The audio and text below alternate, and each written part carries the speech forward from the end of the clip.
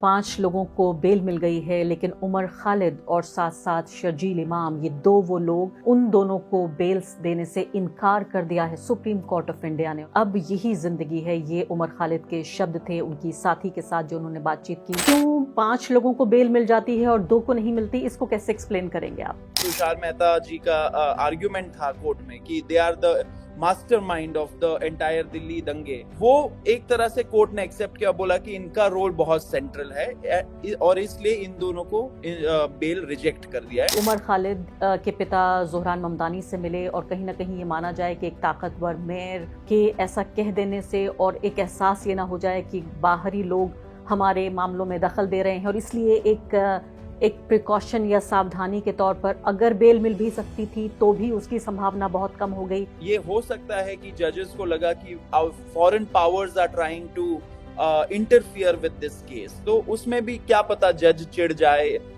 गए होंगे एंड इस वजह से ये सब हुआ। लेकिन आई थिंक जो चाहती थी कि शर्जील इमाम और Umar Khalid were their main targets, and वही जो उनके मेन टारगेट्स है आज जेल में रहेंगे। क्या आप जब उमर खालिद से मिले, कैसी वो मुलाकात रही, क्या किस तरह से वो, उनकी मनोस्थिति कैसी है? जब मैं उनसे मिला, मैं पहली बार उनसे मिला, तो उसमें मैंने देखा कि कोई there was no sadness in his spirits were very high. काफी एक इंटेलेक्चुअल कॉन्वर्सेशन भी हुआ एंड अपने जो एक्सपीरियंसेस है जेल में उन सब के बारे में भी उन्होंने डिस्कस किया। एंड उनको देख के सही में लगा कि the government has been able to keep him in jail but hasn't been able to kill his spirit.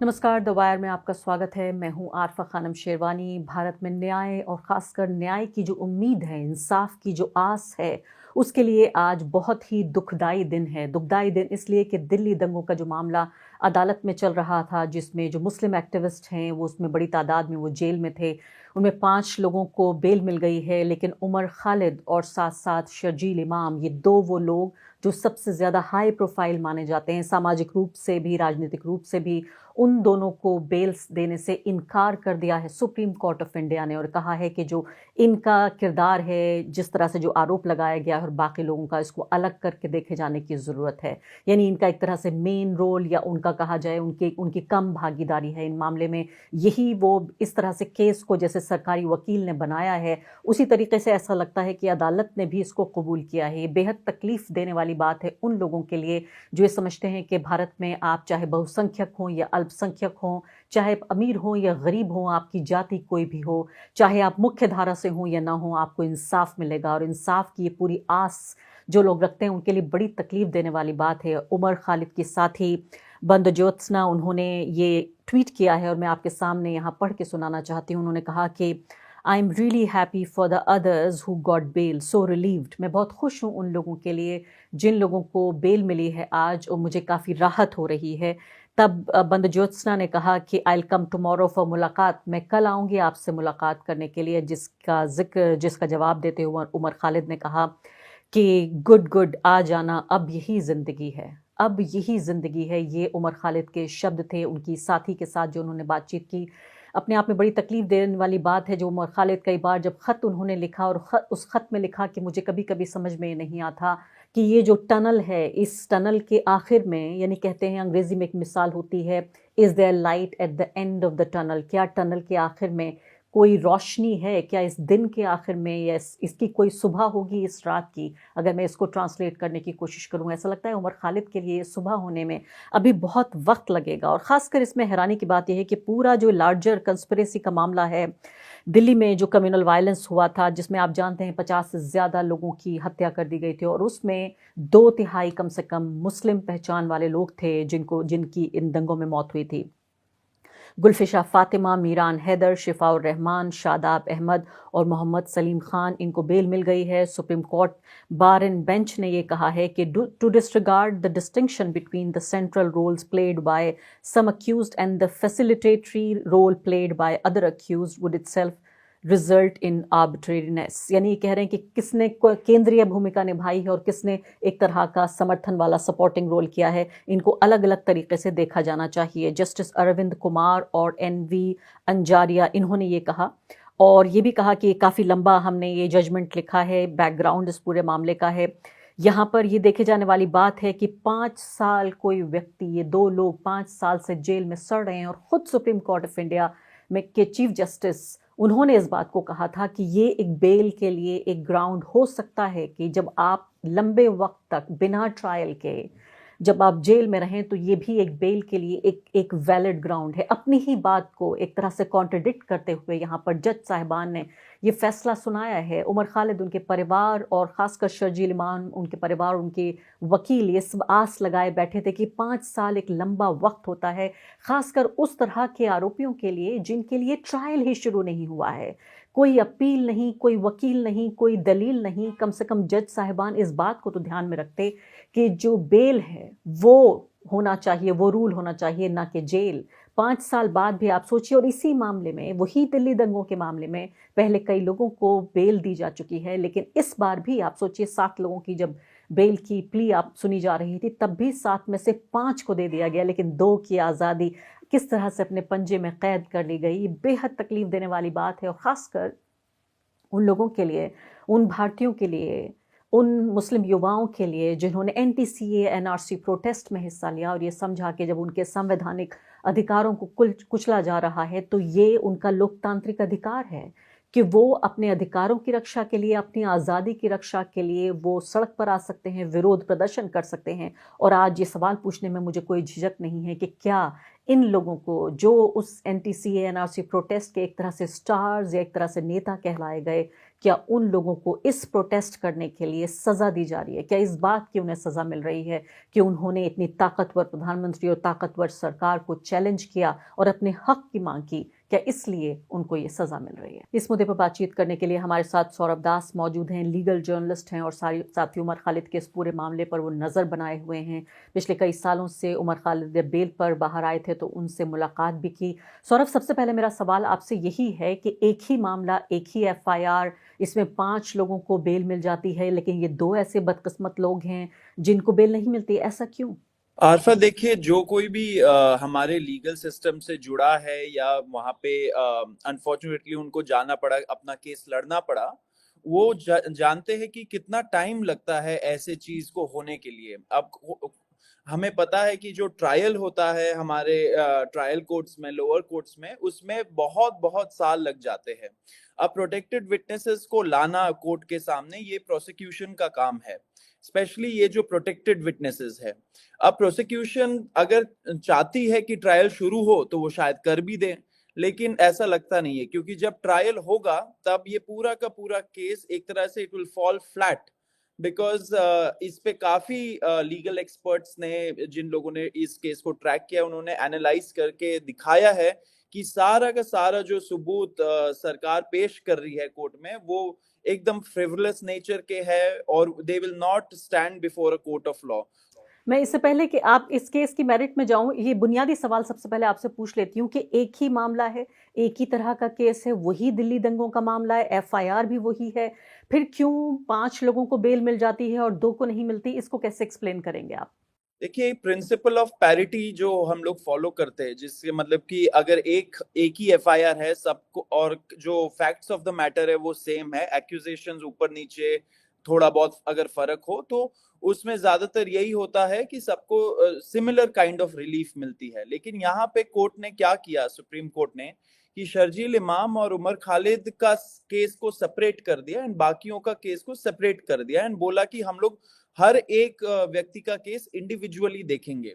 अब शर्जील इमाम और उमर खालिद के केस में सुप्रीम कोर्ट ने बोला कि उनका जो रोल है ये पूरे दिल्ली दंगे और जितना पता चल रहा है प्रोसिक्यूशन के केस डायरी के थ्रू, कि उनका रोल बहुत सेंट्रल और फॉर्मेटिव है पूरे मुद्दे में, कि उन्होंने एक तरह से इंस्ट्रक्शंस दिया, वो मास्टरमाइंड है। जो तुषार मेहता जी का आर्ग्यूमेंट था कोर्ट में कि they are the mastermind of the entire Delhi दंगे, वो एक तरह से कोर्ट ने एक्सेप्ट किया, बोला कि इनका रोल बहुत सेंट्रल है और इसलिए इन दोनों को बेल रिजेक्ट कर दिया है। बाकियों को बोला कि वो लोग बाहर निकल सकते हैं, लेकिन बहुत ही स्ट्रिंजेंट 12 कंडीशंस उन्होंने लगाए।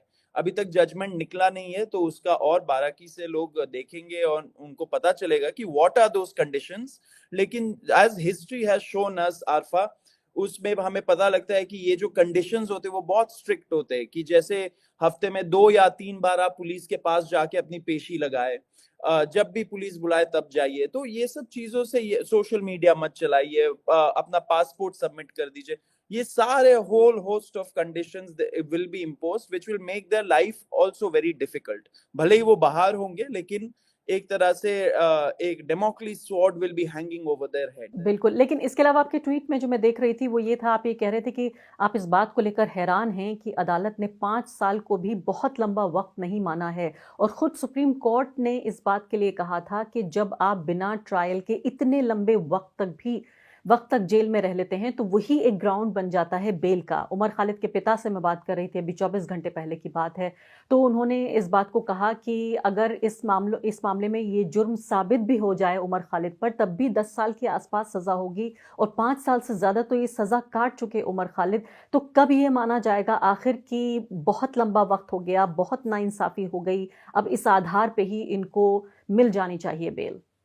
देखिए, वही बात है ना कि सुप्रीम कोर्ट जैसे हम लोग का फंक्शन करता है इंडिया में, एक तरह से खाप पंचायत लेवल का यहाँ पे काम होता है, क्योंकि जो उनको मन आए, there is no institutional continuity. अगर 2021 का जजमेंट है बहुत साफ साफ, उस जजमेंट का ऑथर है आज के chief justice of India Suryakant, जिन्होंने लिखा था उस टाइम पे कि जो कॉन्स्टिट्यूशनल कोर्ट्स है, high courts and supreme court, they can grant bail if there is prolonged incarceration of an accused, and अगर जो ट्रायल शुरू होने की जो संभावना है वो बहुत कम है। ये दो कंडीशन अगर हो जाए तो द जजमेंट क्लियरली सेज कि जो रिगर्स है सेक्शन 43, जो बेल सेक्शन है यूएपीए का, उसका रिगर्स विल मेल्ट। लेकिन ये इस केस में ये हो रहा है कि एक तरह से जस्टिस अरविंद कुमार का ये जो जजमेंट है, इसमें उन्होंने साफ साफ कर दिया कि इनके केस में वो थ्रेशोल्ड नहीं पहुंच रहा है। Basically the court is saying कि ये 5 साल is not enough for the rigours of that provision to melt and for us to grant bail. देखिए यहाँ पे आरफा, ये मानना पड़ेगा कि जो बेल है इट इज डिस्क्रेशनरी, द जज has the discretion to give bail.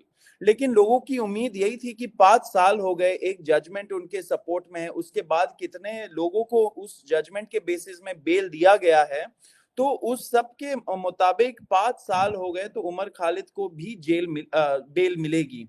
लेकिन हुआ ये कि सुप्रीम कोर्ट ने साफ साफ बोल दिया कि इट इज नॉट इनफ, ये 5 साल काफी नहीं है। जी तो हाँ। ये सौरभ, मैं इससे 2 बहुत सवाल आपसे पूछना चाहती हूँ आखिरी। इस पूरे जजमेंट की पॉलिटिक्स से हम इनकार नहीं कर सकते, और ये बहुत नाइंसाफी और बेईमानी होगी अगर हम सिर्फ ये बात करें कि ये पूरा केस बहुत लीगल मेरिट पे तय हो रहा है। हम अच्छी तरह समझते हैं कि हमारे वकील और जज पूरे तरीके से कानून की किताब पढ़कर उन्हें फैसले देने चाहिए, लेकिन हम इस बात से इनकार नहीं कर सकते कि वो जो पूरा हमारा राजनीतिक माहौल है, सामाजिक माहौल है, उससे जजेस या हमारी जुडिशरी अछूती है। पहले भी इस तरह के कई फैसले आए हैं जहां जजमेंट में बाकायदा समाज का जिक्र लिखा है, कलेक्टिव कॉन्शियंस का भूलने वाली बात नहीं है कि जब अफजल गुरु के मामले में सुप्रीम कोर्ट ने इस बात को कहा। मैं आपसे इस सवाल के 2 हिस्से हैं जो राजनीतिक पक्ष है इस पूरे मामले का। पहला तो ये कहा जा रहा है कि चूंकि उमर खालिद के पिता ज़ोहरान ममदानी से मिले, और कहीं ना कहीं ये माना जाए कि एक ताकतवर मेयर के ऐसा कह देने से और एक एहसास ये ना हो जाए कि बाहरी लोग हमारे मामलों में दखल दे रहे हैं, और इसलिए एक प्रिकॉशन या सावधानी के तौर पर अगर बेल मिल भी सकती थी तो भी उसकी संभावना बहुत कम हो गई, क्योंकि ऐसा कोई पॉलिटिकल मैसेज बाहर ना जाए। जी बिल्कुल। अब कुछ लोग तो ये चीज बोलेंगे कि जो पूरा स्ट्रैटेजी इन्होंने फॉलो किया वो शायद सही नहीं हुआ, क्योंकि हमने देखा है कि जो सुप्रीम कोर्ट है एंड आज के टाइम पे जो स्वदेशी जुरिस्प्रूडेंस पे इतना जोर दिया जा रहा है, तो उसके हिसाब से ये हो सकता है कि जजेस को लगा कि foreign powers are trying to interfere with this case, तो उसमें भी क्या पता जज चिढ़ गए होंगे एंड इस वजह से ये सब हुआ। लेकिन आई थिंक ये सब तो स्पेकुलेशन के रेल में है। लेकिन पॉइंट ये है कि सरकार जो चाहती थी कि शर्जील इमाम और Umar Khalid were their main targets, and वही जो उनके मेन टारगेट्स है, आज जेल में रहेंगे, एटलीस्ट 1 साल और जेल में रहेंगे, एंड वो पूरा हो गया। एंड द सुप्रीम कोर्ट कहीं ना कहीं अपने ही कॉन्शियंस के खिलाफ जाके ऐसा एक उन्होंने जजमेंट पास किया, तो लोग बहुत ज्यादा डिसअपॉइंटेड है। और आरफा, एक बहुत इंपॉर्टेंट बात है, ऑफ कोर्स अभी तक जजमेंट निकला नहीं है, एंड जजमेंट जब निकलेगा there will be better analysis of it. लेकिन अभी जितना सुनने में आया है, जितना कोर्ट ने बोला ओपन कोर्ट में, कि जो सेक्शन 15 है which defines terrorist act, I think they have expanded that section to include many other things which is not defined in the act, क्योंकि वो कानून में यूएपीए में लिखा हुआ है terrorist act can include any other means.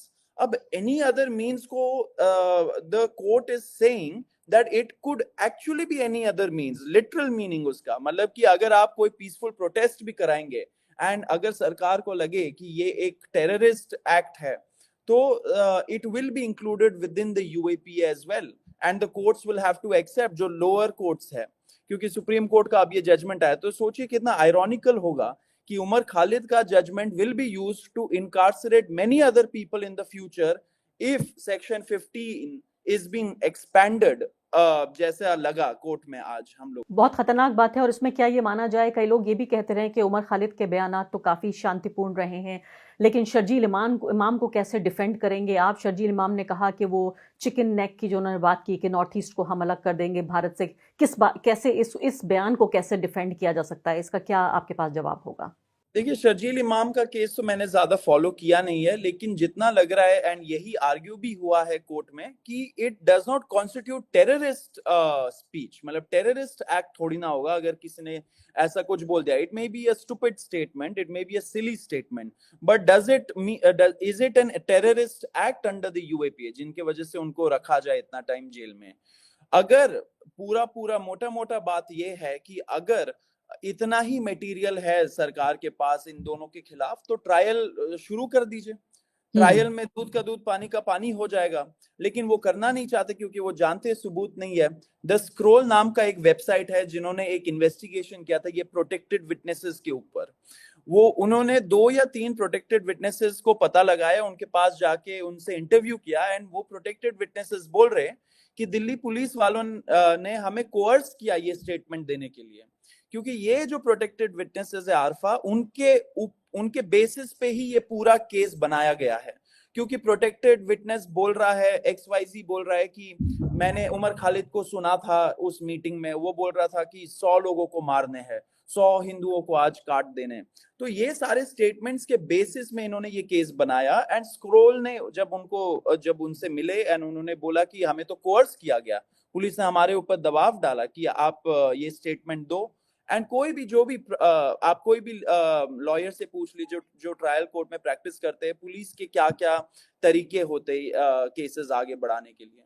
तो this will not go to trial any time soon, and जो मुद्दा था कि to keep them in jail, the Supreme Court has approved it. और दूसरे, जैसा कहा जाता है कि उनको एक उदाहरण बना के पेश करना कि अगर तुम सत्ता को चैलेंज करोगे, इतने मजबूत तथा कथित प्रधानमंत्री को चैलेंज करोगे, सरकारी मशीनरी को, तो तुम्हारा ये हाल होगा।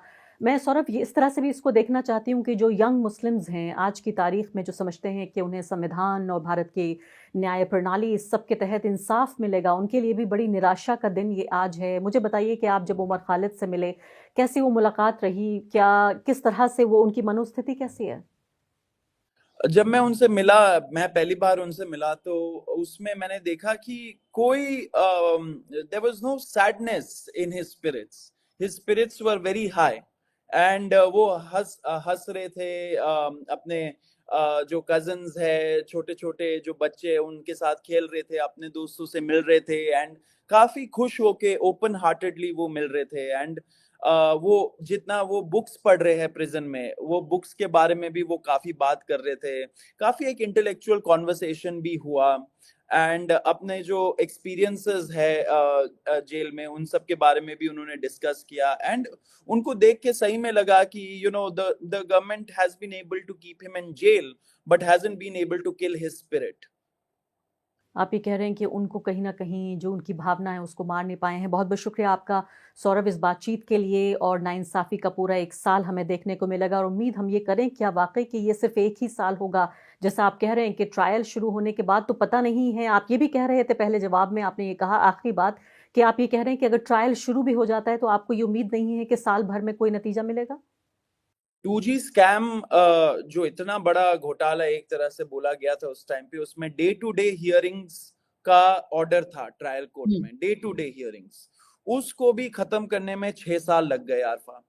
तो इसमें तो वो भी ऑर्डर नहीं है, तो it is not possible for trial to finish in 1 year, impossible. ये जजेस को भी पता है, प्रोटेक्टेड विटनेसेस को पेश करके उनका क्रॉस हो जाए, वो भी जजेस को पता है कि नहीं हो सकता, लेकिन तब भी उन्होंने अपना डिस्क्रेशन यूज नहीं किया और बेल नहीं दिया। And that is the most disappointing part. And कहीं ना कहीं एक तरह से सरकार के साथ मिलके या उनके दबाव में आके सुप्रीम कोर्ट ऐसे ऑर्डर देती हुई नजर आ रही है। बहुत बहुत शुक्रिया सौरभ आपका। द वायर के और वीडियोस देखने के लिए सब्सक्राइब करें और बेल आइकन पर क्लिक करें। स्वतंत्र पत्रकारिता की आर्थिक मदद करने के लिए डिस्क्रिप्शन में दिए गए लिंक पर जाएं और अपनी राशि चुनें।